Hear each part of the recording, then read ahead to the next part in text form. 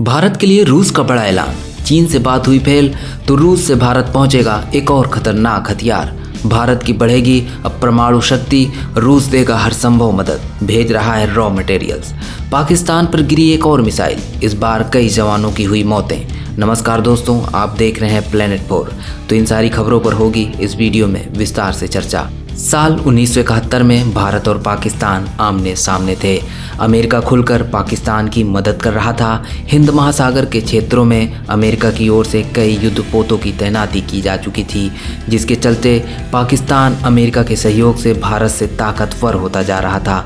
तभी इस युद्ध में रूस की एंट्री होती है। रूस की ओर से भारत की मदद के लिए कई सबमरीनों को हिंद महासागर की क्षेत्र की ओर रवाना किया जाता है, जिसके चलते अमेरिका अपने जंगी जहाज़ों को वापस बुलाने पर मजबूर हो जाता है।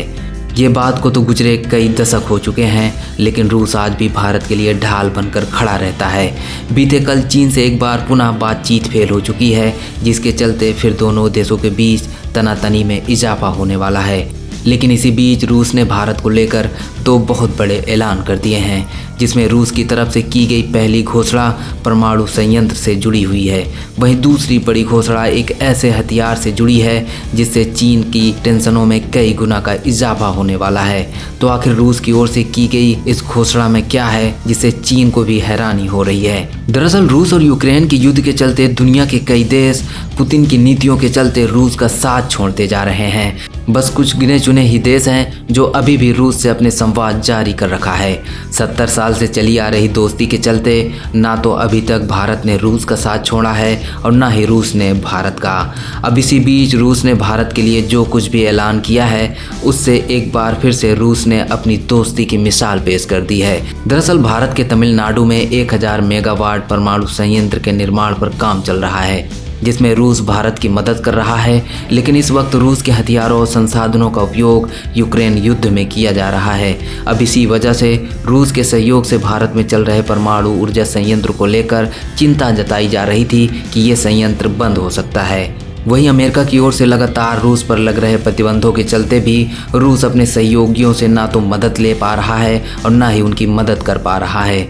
वहीं चीन भी, जो रूस का खुलकर समर्थन कर रहा है, उसको भी अब यह चिंता सताने लगी है कि उसके स्पेस मिशन का क्या होगा, क्योंकि चीन रूस की मदद से अपने स्पेस मिशन को पूरा करना चाहता है। तो भारत के लिए भी यह चिंता जाहिर करना कि रूस के द्वारा भारत में जो इतने बड़े परमाणु संयंत्र का प्रोजेक्ट चल रहा है, तो क्या वो भी ठप हो सकता है। उधर दूसरी ओर भारत इस प्रोजेक्ट को जल्द से जल्द पूरा कर लेना चाहता है। लेकिन इसी बीच रूस ने भारत को लेकर जो कुछ भी खुलासा किया है, उससे एक बार फिर से दुनिया में खलबली मच गई है, क्योंकि रूस की ओर से अब यह जानकारी दी गई है कि भारत के लिए जो ऊर्जा संयंत्र के निर्माण पर रूस सहयोग कर रहा है, उसके उपकरण और सिस्टम को बनाना रूस ने शुरू कर दिया है। यह जानकर भारत भी हैरान हो गया है। एक तरफ रूस अपनी पूरी ताकत यूक्रेन को हासिल करने में लगा रहा है, तो भारत अब मान चुका था कि उसका परमाणु संयंत्र प्रोग्राम कुछ दिनों के लिए ठप होने वाला है। तो वहीं दूसरी ओर रूस की ओर से कहा गया है कि परिस्थितियां चाहे जितनी भी जटिल हो जाएं, लेकिन रूस भारत में चल रहे इस परमाणु संयंत्र के निर्माण को रुकने नहीं देगा और जो इस प्रोग्राम के पूर्ण होने की तय सीमा थी, उसी की इर्द गिर्द ही इसे तैयार कर लिया जाएगा। अब ऐसी घड़ी में रूस का यह ऐलान भारत एक बार फिर से हमेशा हमेशा के लिए याद रखने वाला है। वहीं आपको बता दें, बीते एक दिन पहले चीन के विदेश मंत्री भारत आए, लेकिन बातचीत एक बार फिर से बेनतीजा रही। जैसे यूरोप में रूस और यूक्रेन आमने सामने हैं, वैसे ही एशिया में भारत और चाइना भी बिल्कुल युद्ध के दहलीज पर खड़े हुए हैं। लेकिन चीन के विदेश मंत्री की फ्लाइट भारत में लैंड करने से पहले ही S-400 पर भारत ने बहुत बड़ा खेल कर दिया है।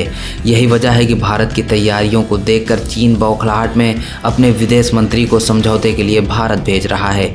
लेकिन भारत इस बार समझौते के मूड में जरा भी नहीं दिख रहा है। भारत चीन को उसी की भाषा में जवाब देने के लिए सारी तैयारियां कर चुका है। S-400 को तैनात कर दिया है, राफेल विमान को लद्दाख भेज चुका है, हाई एल्टीट्यूड वाले इलाकों में चीन में 50 किलोमीटर तक मार करने वाली K9 व्रज तोप को भी अलर्ट मोड पर रखा है।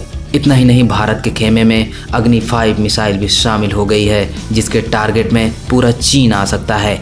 दूसरी तरफ जहां चीन अपनी सेना को सर्दियों में भी हाई एल्टीट्यूड वाले इलाकों में तैनात कर रखा था और उनके लिए बंकरों का निर्माण कर रहा था, लेकिन अब सर्दियां खत्म हो रही हैं तो उसके बाद भी चीन भारत से समझौते करने की सिफारिश कर रहा है, चीन के बदले रुख को देख दुनिया भी हैरान हो गई है। दरअसल आपको बता दें, इस बार चीन बिल्कुल उलट चाल चल रहा है। पिछले सालों में देखा जाए तो जैसे जैसे LAC सीमा पर तापमान में गिरावट होती थी, चीन की PLA सेना पीछे लौटना शुरू कर देती थी और फिर जैसे जैसे सर्दियां खत्म होती थी, PLA सेना फिर से सीमा पर वापस लौटने लगती थी। लेकिन इस बार पूरी सर्दियों में चीन और भारत के बीच तनातनी आसमान को छूती रही। तो वहीं अब जैसे ही गर्मियों की शुरुआत हो रही है तो चीन भारत से बातचीत के जरिए मामले को सुलझाने की कवायद कर रहा है।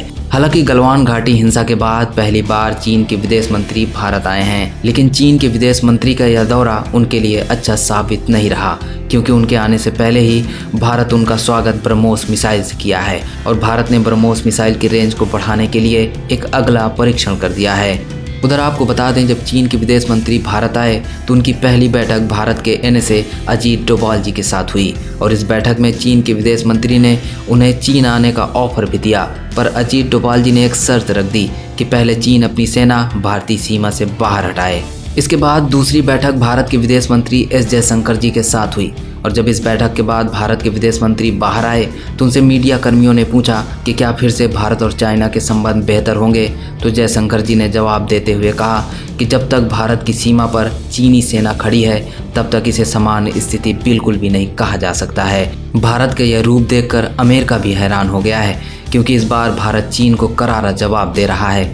भारत के कारण चीन के अरबों डॉलर का नुकसान हो रहा है और चीन के विदेश मंत्री भारत इसलिए आए थे कि भारत चीन पर लगाए गए बैन को हटा ले और चीन से अच्छे संबंध स्थापित करे। उधर इन सब के बाद चीनी विदेश मंत्री ने चीनी पक्ष को भी सलाह दी कि चीन को भारत के साथ मिलकर जल्द से जल्द अपने सैनिकों के टकराव के सभी बिंदुओं पर, जिनमें पैंगोंग झील भी शामिल है, पूर्ण रूप से वापस बुलाना चाहिए। वहीं इस तनातनी के बीच रूस ने चीन की मुश्किलों में और इजाफा करते हुए भारत के लिए एक बहुत बड़ा ऐलान कर दिया है। दरअसल अभी तक अटकलें लगाई जा रही थी कि भारत को रूस से मिलने वाले S-400 की दूसरी यूनिट प्रतिबंधों के जरिए रुक सकती है, लेकिन कल ही रूस की ओर से बयान जारी कर रूसी सरकार की ओर से बताया गया कि भारत को जल्द ही उसकी दूसरी यूनिट भी प्राप्त होने वाली है। इतना ही नहीं, पुतिन सरकार की ओर से यह भी बताया गया कि रूस और यूक्रेन के युद्ध के चलते परिस्थितियां चाहे जो भी हो, लेकिन रूस की ओर से भारत की राष्ट्रीय सुरक्षा को देखते हुए रूस भारत को हथियार पहुंचाने की प्रतिबद्धता पर पूरी तरीके से कायम रहेगा। यह बात तो बिल्कुल स्पष्ट है